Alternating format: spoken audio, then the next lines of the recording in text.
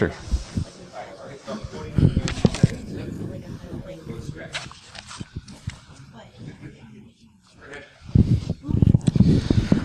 So I'm Jonathan Capra. I'm the Communications Director for Restore the Fourth. I'm also the host of the Privacy Patriots podcast, as well as a former occupier. And I'm joined today by Rashida Richardson, who's Legislative Counsel for the New York Civil Liberties Union. I'm going to give my best Hackers of the World Unite speech and then turn it over to Rashida to hear about the important work they're doing in legislation and how all that works. And lastly, we'll do a bit of a Q&A session. So a bit about Restore the Fourth. You may remember it as a minor movement that cropped up on Reddit in the wake of the Edward Snowden revelations in 2013, culminating in a series of marches against mass surveillance. We've since reformed as a 501c4 nonprofit. This means that we can do things like lobby and endorse political candidates. So the Fourth obviously refers to the Fourth Amendment of the Constitution, which protects against unreasonable searches and seizures. We feel the language of the Founding Fathers reflected the age they lived in, but that it inherently extends to our current reality where our papers are on our hard drive, our smartphone, or in the cloud. Restore the Fourth's mission is to get law enforcement to rely on individual warrants based on probable cause and penalize them when they don't. We want specific targets, not dragnets. Additionally, we look to promote legislation with a few objectives. Limiting the third-party doctrine, Rashida can probably expand on that later, but in short, it allows for less privacy when a third party is handling or storing your information. Improving government transparency, and fortifying end runs around the Fourth Amendment. So my objectives today are to recognize today's audience as a cohesive community, a movement, if you will, and hopefully get all of you to begin regarding yourselves that way. We want to get you to realize the growing influence that you have and encourage you to get active and involved in public policy. So who's in this community? Once upon a time, we could simply call it the hacker community. But nowadays, it's more than just that. We have the coders, both communal and commercial, the information security specialists, the white hat hackers, which is going to be the majority at this conference, fanboys, for lack of a better word, very passionate users for whom the software made by this community is a way of life. And we're starting to see journalists and traditional activists come into the fold. I observed this at last year's HOPE conference, for instance, where alongside traditional hacking, you were just as likely to find panels on protecting sources and FOIA requests. So I'm trying to bring a bit of that to ANYCon today. Lastly, librarians, the original protectors of information. So what influence do we have? I'd say we're on the cusp of being the major force directing the course of society. First, the technologies we've developed have already resulted in a huge culture shift. All we have to think about is the effect of the internet, email, and social media have had on society. But we're starting to see our direct influence on governments. If we look at Anonymous or WikiLeaks or even just notable software projects such as Tor and Signal, we're starting to see our direct influence on government.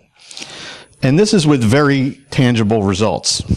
We're affecting elections, we're providing transparency, and even directly protecting people's rights with the solutions we provide. You may know the old adage, who watches the watchers. Traditional journalists have typically had that role, but I contend that because of the new economy and a rise in partisanship, that's diminished quite a bit. But I think we're filling that void and becoming the fifth branch of government with a new form of vigilantism.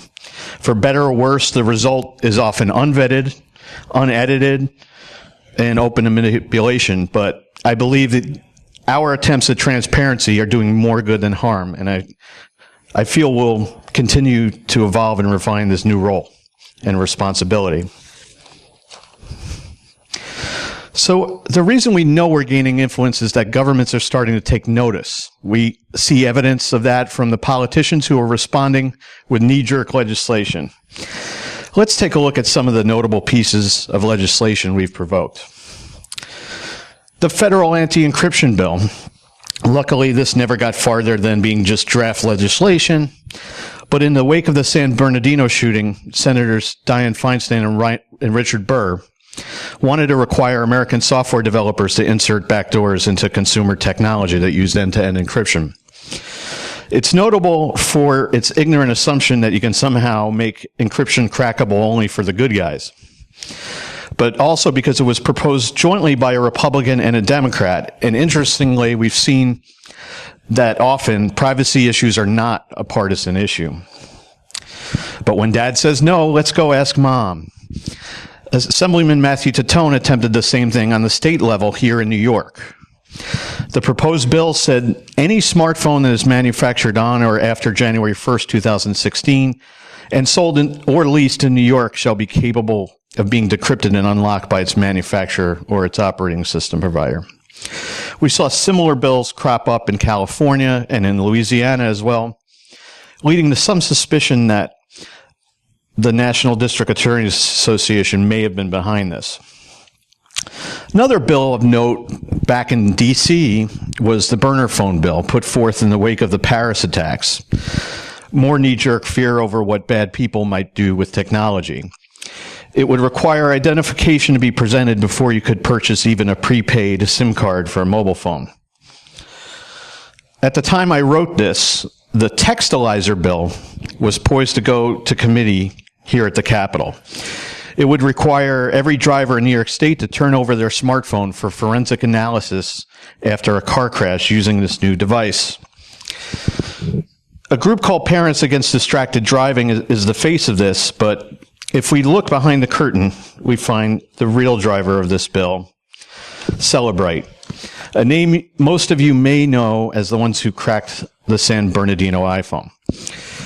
This is just one example of what I call a whole parallel bizarro sector of the tech industry that's seeking new and inventive ways for government to encroach on our rights. So furthermore, another instance where we see government responding to our influence are demands from law enforcement agencies. FBI Director James Comey came just short of demanding backdoors be added to the encryption software, coining the phrase "going dark" when speaking before Congress. There was, of course, the FBI court order against Apple to unlock the San Bernardino shooter's phone. We know this really meant writing flawed firmware, effectively malware, for their own product, so of course they balked. For better or worse, the Israeli firm Celebrite ultimately offered to hack into it, closing the dispute. Lastly, Cyrus Vance Jr., the district attorney in Manhattan, followed suit when he complained he had 423 locked iPhones related to open investigations. He also called for limits on end-to-end encryption. Another reaction to our influence comes in the form of internet censorship. This has cropped up in different forms in different parts of the world. A popular approach here in the U.S. was site blocking via authoritative DNS. Immigration and Customs Enforcement use this method to target file sharing sites. Without getting too technical, since the U.S. leverages the root DNS servers, they were able to seize these domain names for sites anywhere and redirect them to this ominous splash screen, all without any due process. So then we've seen instances of complete disconnection from the internet at the TCP/IP level, or blocking sites via recursive DNS, i.e. lookup servers. Fortunately, we only really see this in nations that typically have a single upstream internet connection or a single ISP for the whole country. We saw this in Cameroon, Ethiopia, and Turkey.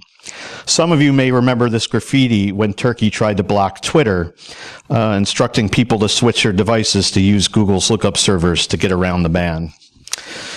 Meanwhile, when Egypt tried to block the Signal chatting app, OpenWhisper Systems patched their client to redirect Egyptian users through a proxy server. To a lesser extent, we're also seeing governments actually changing their behavior, becoming more transparent. In the wake of the Clinton email scandal, I think politicians are more aware of what channels are actually secure for discussing classified info and what's not. And in the Trump era, we're now seeing officials and staff members finding the value of using encrypted apps like Signal. Lastly, another effect we're starting to have on our government is poaching. We're beginning to see some trend of brain power fleeing Washington, D.C. for Silicon Valley, because the tech sector is really what's directing change in society these days, in contrast with the slow process of traditional government institutions. So what's been holding our community and our movement back?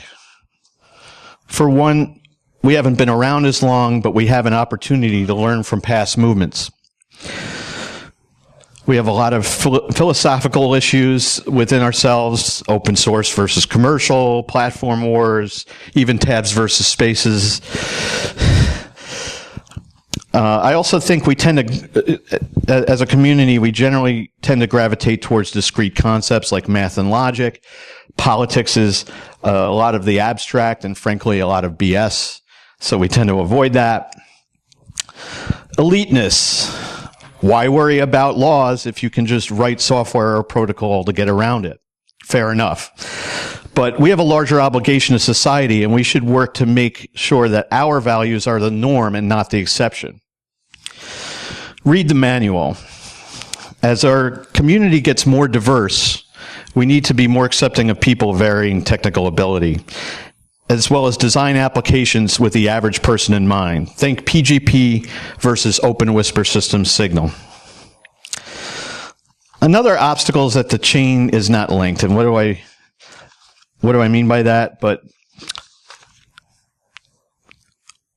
we have grassroots organizations that are representing citizens, or to use our terminology, end users, while the tech industry itself has its own organization, lobbying firms like TechNet and the Internet Association. For better or worse, in America, issues don't really come to a head until it cuts into someone's bottom line. So it's going to be important for our movement to unify the two in order to leverage the financial power of Silicon Valley corporations. We're starting to see individual civil liberties issues squeezing that bottom line. Now that customers are moving to non-American solutions for security, a non-neutral internet threatens ingenuity, and ISPs are hampered by government demands for user data. Diversity, especially since marginalized communities are likely to be the initial targets of surveillance, it's important that we're more inclusive to them. But because of that same reason, I feel we naturally will as time moves on.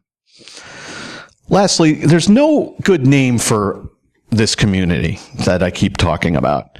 As I noticed once upon a time, it was aptly known as just the hacker community, but we know that that's somewhat of a dirty word to the rest of the world. But as our community grows, it's also not really that accurate anymore. So what do we call ourselves? The digital privacy rights movement, the tech community, just good old nerds? So I invite anyone with a good suggestion on how to collectively characterize ourselves to give suggestions. But if we're a political movement, how do we win? I think it's important that we emulate other movements that have been successful. Two good case studies ironically come from both sides of the spectrum: the gun rights movement and the LGBT movement. Both of these movements are rooted in shared interest. I'd literally say passion. Now, I don't want to minimize anyone's experience by equating the passion of romantic partnership with enthusiasm for firearms, but it involves passion of one level or another. And that makes both of these issues a party issue, I'll call it, as opposed to, a cleanup issue. Let me give you an analogy. Imagine a house party. Now picture inviting people to the party versus inviting people to volunteer for the cleanup the next morning. At which one are you going to attract more people? Both gun rights and gay rights are political issues, but they revolve also around fun activities and culture, gun shows, or pride parades. Either one revolves around socializing and fraternization.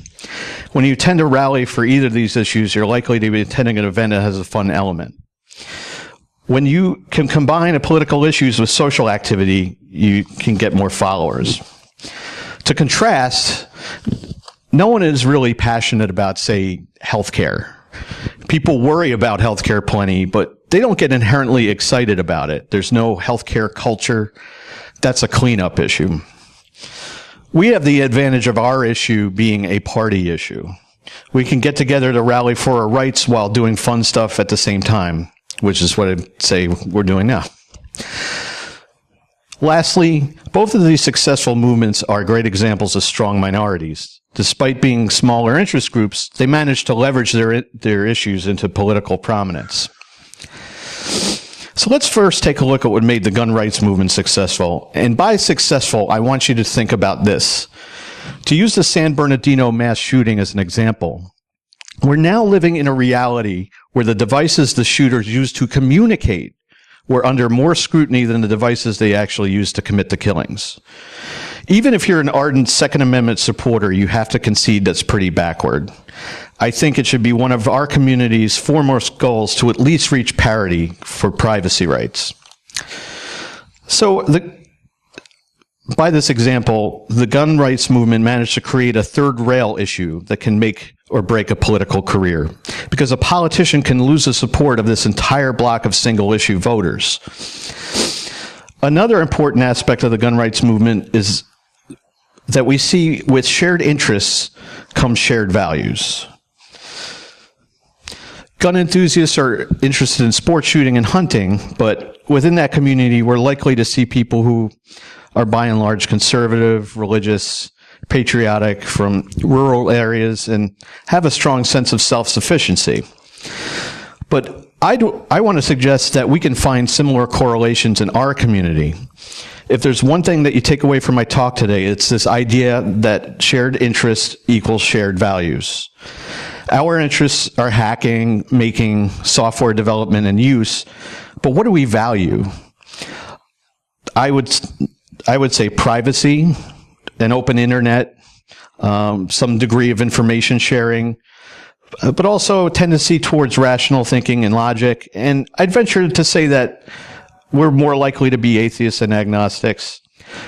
Whatever we decide they are, we've got to start defending our values.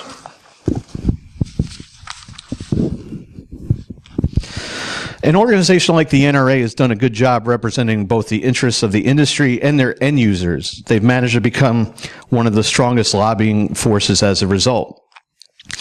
One other important attribute of the gun rights movement is a shared narrative. They have a solid shared story, a gospel, if you will, that resonates with their followers. So I urge you to ask, what's our story? On the other side of things, if we look at the LGBT movement, we also see a movement where shared interests are tied to shared values. It's an issue of passion, and it's a party issue rather than a cleanup issue.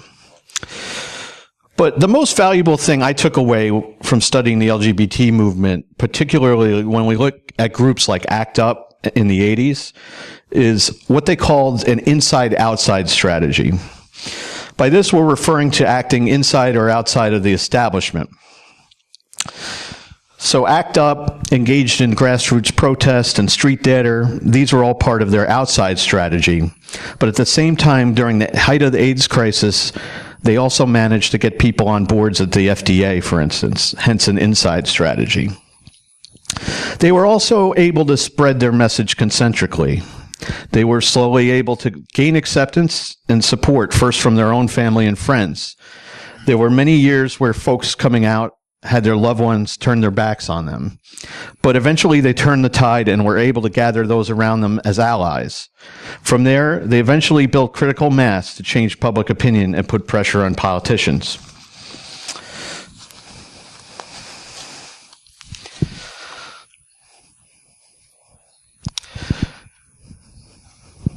I lost the page here.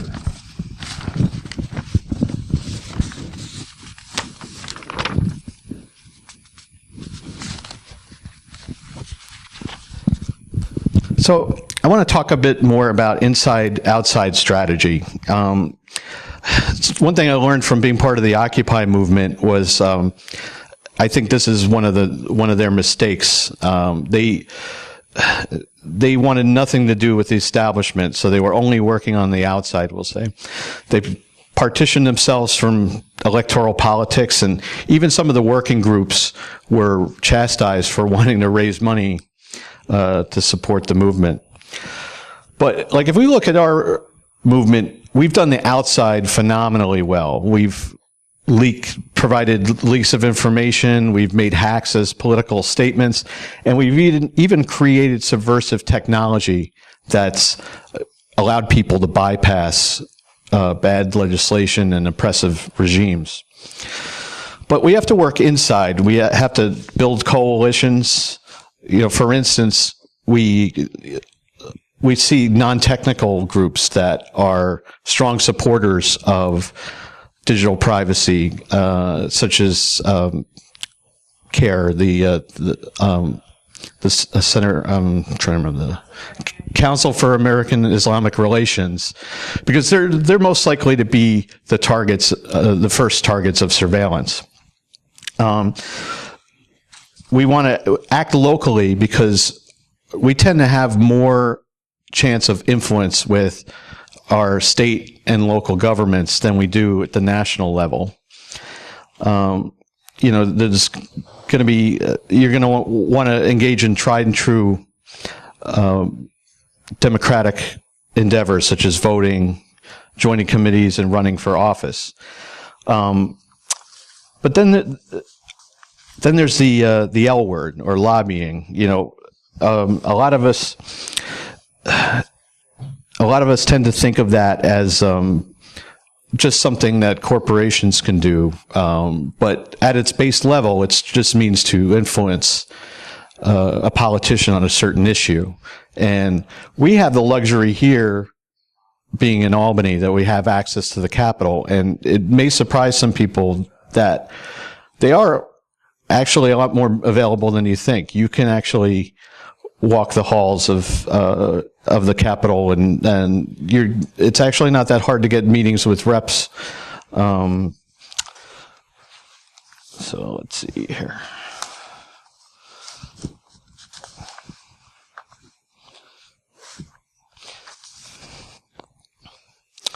So I want to give you some examples of the power of acting locally.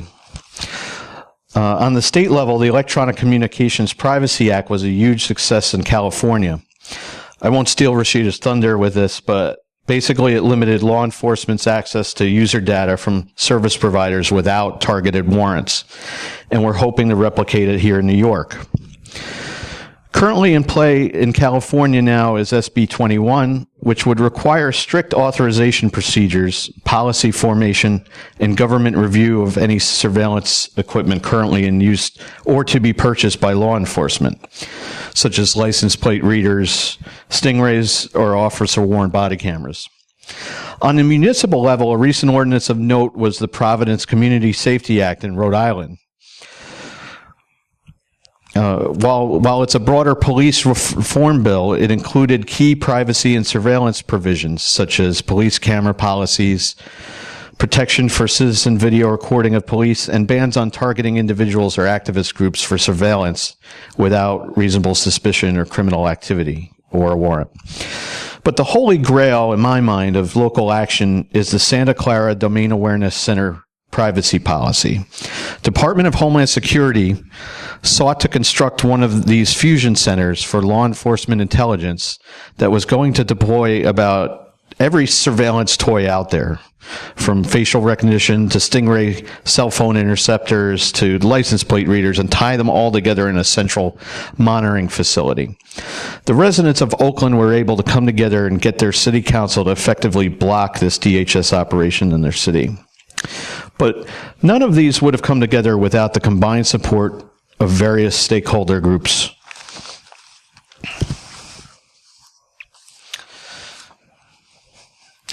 So a bit more on lobbying. And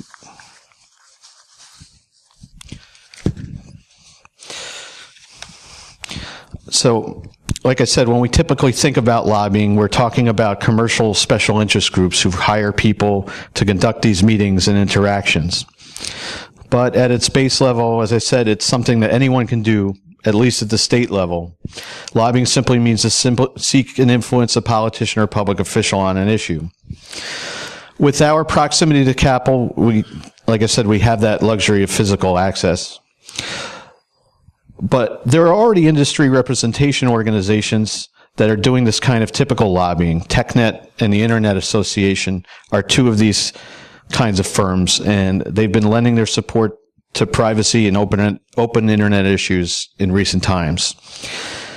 And with that, I'm going to attempt to show you a brief video about the Internet Association before I turn things over to my colleague, Rashida. Let's see if we can do it.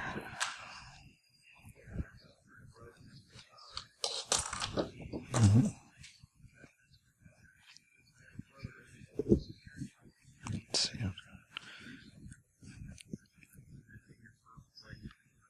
Let's try.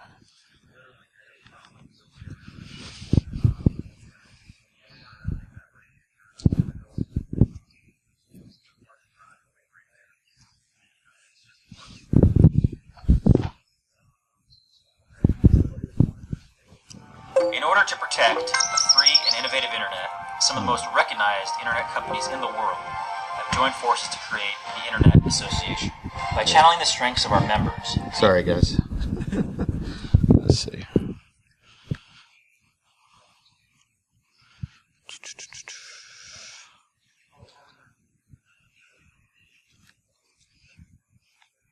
In order to protect a free and innovative internet, some of the most recognized internet companies in the world have joined forces to create the Internet Association. By channeling the strengths of our members, the Internet Association will help educate legislators, regulators, and media one more time. about protecting internet freedom, fostering innovation and economic growth, and empowering you, the online community. We all have a stake in a free, open, innovative internet. Wherever you are on the web, we hope you'll join the discussion.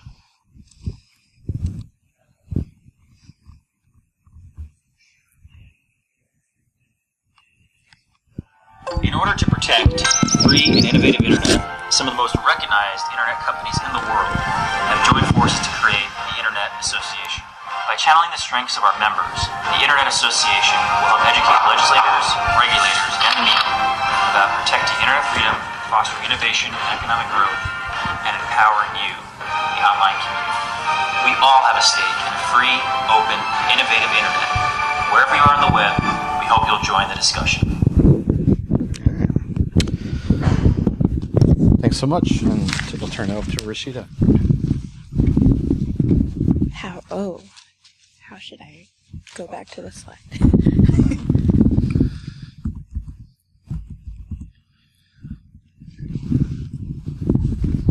Hi, so my name's Rashida. Oh, it's not on the screen. No.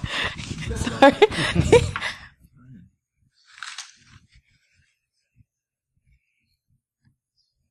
Okay. No deal. Okay. So my name's Rashida. I'm a legislative counsel at the New York Civil Liberties Union, which is the New York office of the American Civil Liberties Union. So I'm both a lawyer and I do a lot of policy legislative work, but I'm also a lobbyist for the organization. So I'm up here a lot on these issues. I wanted to highlight some of the work that we're doing this year that's relevant to the unnamed community of this room. And then give you some background on how things work up here, because New York has one of the most corrupt governments, but I'll get into that in the next slide.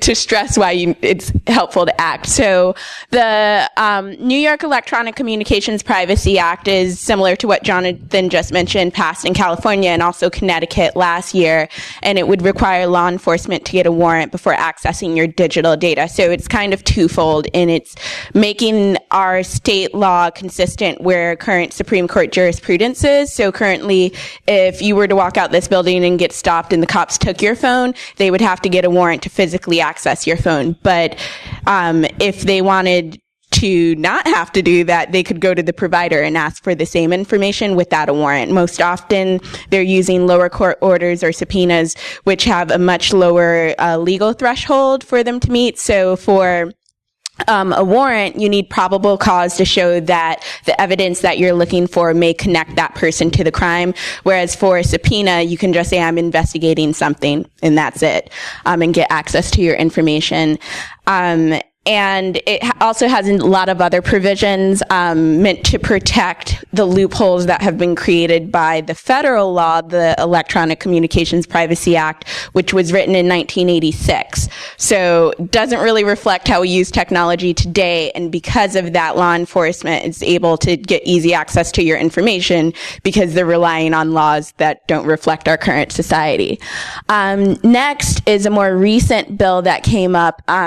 It's an Internet Service Provider Privacy Bill, and that was introduced as a reaction to the recent congressional repeal of the Fcc Privacy Rule, which would have required internet service providers to at least give you notice and let you know what information is being collected. And when it came to sensitive information like your health records or financial data, they had to get written consent. So this bill is seeking to try to install some of those privacy protections for internet service providers that have franchise agreements within New York State.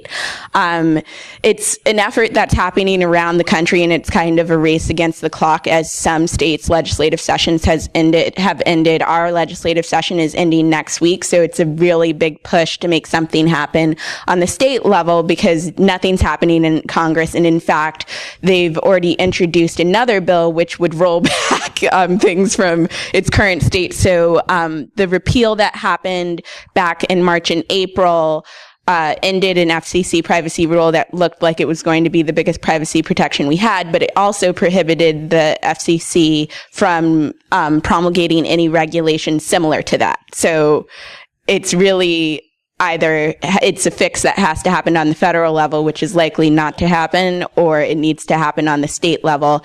And then the other piece about the federal legislation that was recently introduced is that it's meant to undo some of these state efforts. So this is kind of a precarious situation that we're working to get done. Next is the Surveillance Technology and Transparency and Oversight. That's actually a New York City bill that was introduced, and that is similar to some of the efforts that Jonathan mentioned have been happening in California, and specifically, it would require the NYPD to release surveillance impact and use statements for any surveillance technology they acquire, and that definition is pretty broad, so it could include facial recognition software and things that are being developed and we don't even know about, and then other things that we've litigated about. So now you know about like Stingray's automatic license plate readers, or my favorite X-ray vans, which use ionizing radiation to see into buildings and cars. So that bill would require them to release these reports and would give the public a chance to comment and the city council a chance to review. And it's really helpful because currently the NYPD kind of uses loopholes through the local procurement process. So often they're acquiring these technologies either through the NYPD Foundation, which is an outside group and funding to buy technology, through federal grants, or through other means. So a lot of the times we don't actually know what is being acquired until we sue. So the next is Textilizer, which I won't get into, but that's been a reoccurring issue in New York, which has been pushed by both nonprofit and Celebrate, who, in addition to cracking the San Bernardino phone, is also notorious for creating law enforcement forensics software. So this is just their lane, and it's another way to push into technology that they use. And then some of our other work are just surveillance technology specific bills, and this is both offensive and defensive. So sometimes it is a bill that we work on, like there was a Stingray bill that would require law enforcement to get a warrant before using a Stingray. And then there's tons of bills that are introduced that we then have to be defensive. So one that always comes up is like a drone bill that says you can't fly a drone within 1,000 feet of a correction facility, which sounds okay, but if you actually look at what 1,000 feet around a correctional facility is, it includes a lot of people's backyards and private businesses, and there are First Amendment and other interests that one may have in using the drone, so that would inhibit it. Now to explain how corrupt our government is. So, the Schoolhouse Rock piece of how a bill becomes a law is accurate, but Albany is a little bit more complicated because if you don't pay attention to the news, we do have a lot of corruption. Just last year, the head of both chambers were convicted of, different things, but corruption in general. And also it's just a lot of dysfunction that makes it very hard for things to get done. So I'll explain how, the houses are broken down and then how bills actually become a law or don't become laws in New York State. So we have a bicameral system. So that means two houses, just like Congress. The Assembly, similar to the House of Representatives, has historically been a democratically run chambers, and it has over 100 members. The Senate is very complicated. So technically, the Democrats have a numerical majority within the state Senate, but because of what I'm about to explain, the Republicans actually control the House. So there's 31 Republicans, and they are technically the leaders in the in the Senate. And then the Democrats are in a lot of dysfunction. So we have traditional Democrats, there's 24 of them. And then you have the Independent Democratic Conference, which is a group of de facto Democrats that are, they're voted in under the D, but they caucus with the Republicans and often vote with them. Then you have Senator Simcha Felder, who is a Democrat, but often votes and caucuses with the Republicans. And then there's one empty seat that was previously held by Bill Perkins that is historically Democratic, but it's empty right now. So because of that, even though the numbers break down, if you were just looking at D's and R's, the Democrats would run the Senate. The Republicans actually do run the Senate. So you have to play, it becomes a very partisan game where traditionally our organization can get a lot done in the Assembly, but you can't get anywhere if it can't get through the other house. So you have to kind of work with all of the parties, and I say that liberally since we have our traditional Democrats, Republicans, and then the IDC. Right now, to give you a current update, we're kind of in a political crisis because there's tons of infighting in within the Senate, and the New York congressional delegation and the New York, I'm now blanking, conference, like DNC, Democratic National Conference, are pressuring the Independent Democratic Conference to rejoin the party and even threatening to take money away from them if they don't rejoin the party. So they're in a political grandstanding right now where they're trying to flex their power and show that they still have some influence. The head of the Democratic Party in the Senate is trying to force a move, and the Republicans are trying to maintain their ground. So this next week is going to be kind of crazy because we don't know what's really going on and where things are going to shift. And since we're going into an election year next year, a lot of people are scared about their seats. So a lot can happen or nothing can happen within a week. So how a bill becomes a law. Traditionally, bills come from different sources. Sometimes legislators come up with them. Sometimes, or at least from most of my experience, a lot come from the advocacy and constituency community. So sometimes I'm writing the bill and we find a legislator that cares about that issue to carry it, or sometimes legislators will reach out to us knowing that we have an expertise in a certain area and we'll work with them to draft a bill. Sometimes there's program staff, which are like subject matter experts in both chambers. Sometimes they develop legislation based on what's happening in the news or reoccurring issues and problems, or sometimes, like with the ISP privacy bill, reacting to something that's happening on the national level.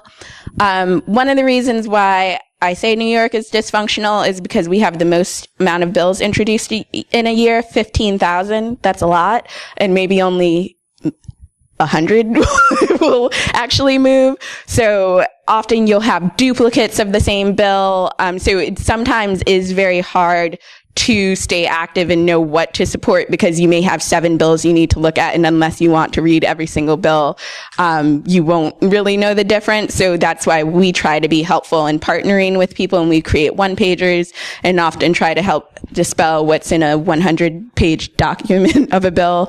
In order for a bill to really be viable, it has to have a companion in the other house. They're known as same as, and that means every word needs to be the same. So often, if you have one sponsor in one house, they'll hand over the information to the other sponsor so that way they can introduce the same bill, because sometimes you'll have similar bills introduced in different houses, but they're not complete same as's, just because of problems. Then where most bills die is in committee assignment. So depending on the subject matter, a lot of bills that I think the unnamed community would be interested in typically goes to consumer affairs, sometimes code. So the Electronic Communication Privacy Act goes to codes because it's reforming the criminal law.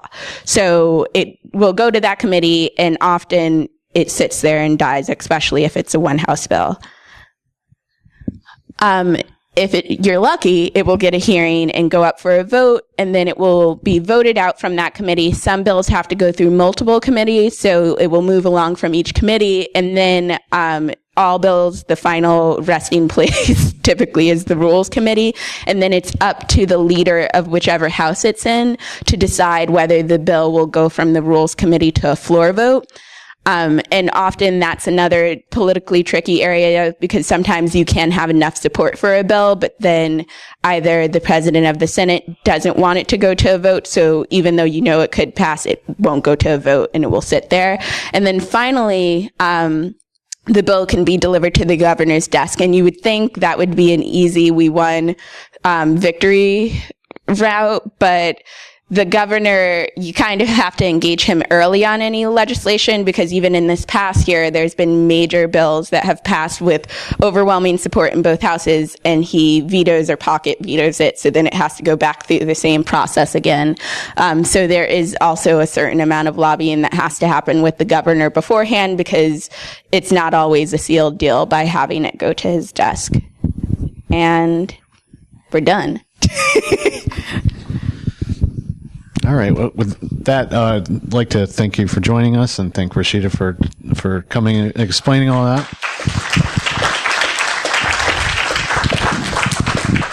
And I'd like to urge you, especially those of you here in the Capital District, if you want to get more active, feel free to visit our table for Restore the Fourth and give us a contact card.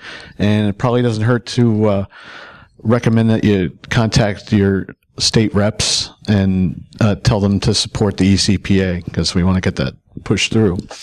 And with that, with a few minutes that we have, and I'll get to questions, but I also just want to give a shout out to the Electronic Frontier Foundation, who couldn't be here today, but they just want to note their grassroots wing, the Electronic Frontier Alliance, which you can find out more about at that website. And with that, anybody have any questions? Yes. Rashida, you mentioned a law enforcement tool is to use X-rays to surveil buildings.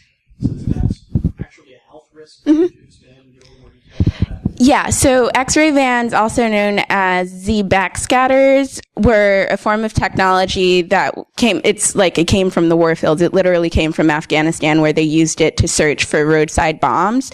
And now, and most often, I think they're coming through federal grants is how local law enforcement is getting it, but the NYPD has it, and they've used it on New York City streets.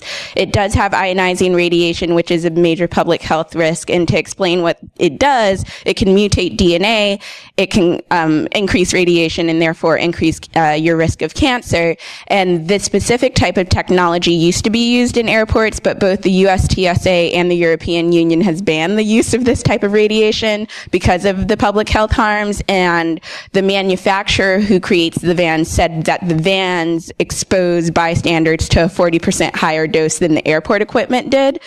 And on top of that, the vans cost around, I think, they range from $750,000 to $850,000 each. So in addition to like the privacy and public health, civil rights and civil liberties concerns, one thing we push for that local legislation in New York City is it's also a fiscal concern, especially when you're looking at major cuts coming from the federal government, which can affect the state budget and local budget. If just 5 of these X-ray vans are purchased, then that's millions of dollars for exposing us to public health risk, looking inside our homes and cars, which is like creepy in itself. And that's also money that you're then like, could that go to schools? Could it go to infrastructure? Could it go to a lot of other things, particularly when we know from just Edward Snowden's revelations and other information about mass surveillance that this mass collection of information doesn't necessarily mean that it's going to stop crimes or necessarily stop a terrorist attack, because it's hard to look through the vast amount of information that's being collected. So, yeah. Any other questions? In the back. Yep. That's you. So you mentioned law enforcement and cell phones. So in the instance of, say, a traffic stop, you pull over for a stop sign violation or something, and they want your cell phone, or more specifically, the access code. What exactly are the current laws regarding that? Well, I believe it gets a little murky right now. There was recently a judicial ruling that pretty much says that you need a warrant to access that information. But as we see, we have these local state bills that they're trying to, kind of go the opposite direction. And as well, we have instances at the border that have become notorious where the Border Patrol sees fit to grab someone's cell phone. So right now it's kind of Wild West. You can just say no. Because in that situation, if you're stopped and they ask to see your phone, technically case law says they need a warrant. So you could just say, you need to get a warrant for it.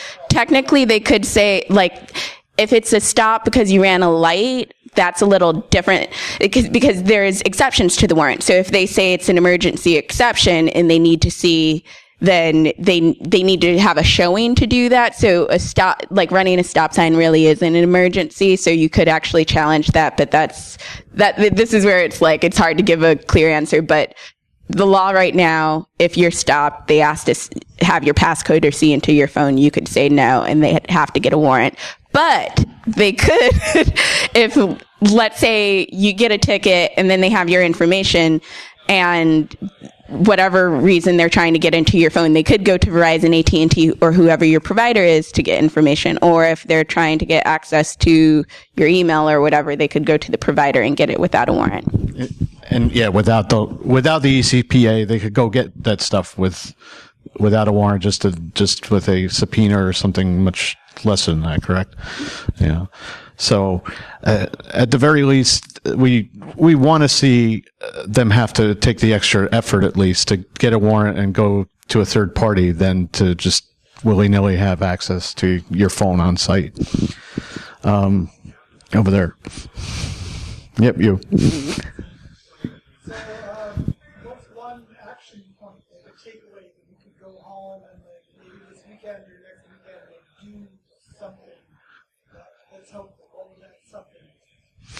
Well, in this area, I'd reiterate calling your reps for support for the CPA. I think we're kind of a small chapter here, Restore the Fourth in Albany. So if, I'd love to take the opportunity to get together with some of you in the future and kind of game plan some of that. But I mean, there's going to be lots of opportunities to kind of interact with politicians in the future and kind of make our voice heard. Another thing is to start thinking about the different stakeholders that are in your community and maybe start engaging them in conversation and seeing where the commonalities are on these issues. Like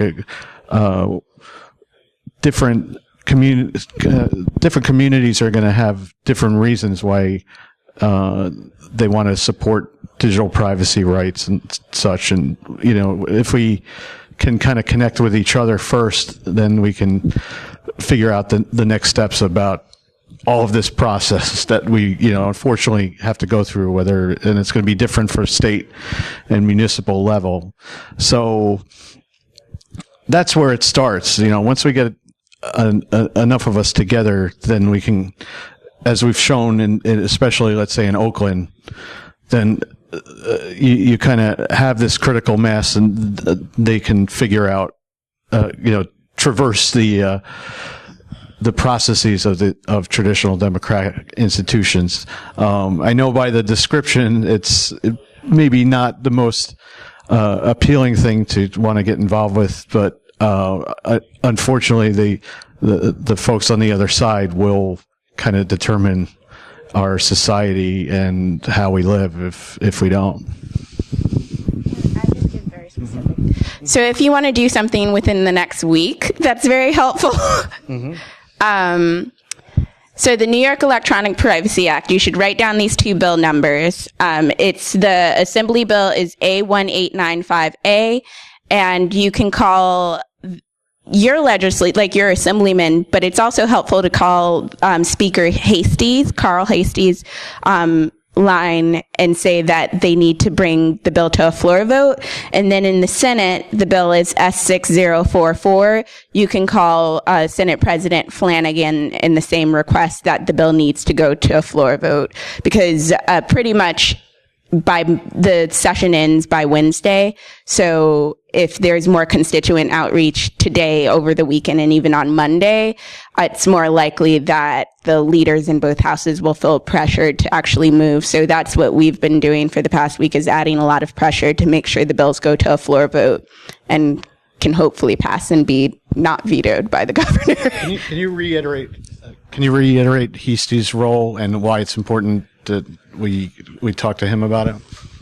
So Speaker Hasty is the head of the Assembly, and Senator President Flanagan is the head of the Senate. They control what bills come out of the Rules Committee, where most bills are stuck, and decide which bills go to the floor for a vote. So the more they hear from constituents, the more they hear from people that this needs to be voted on, the more likely that they are actually to move the bill. Okay, with that, I think we're going to wrap it up. So enjoy the rest of the conference. And I also encourage you, if you want to check out our podcast, Privacy Patriots. Have a good one.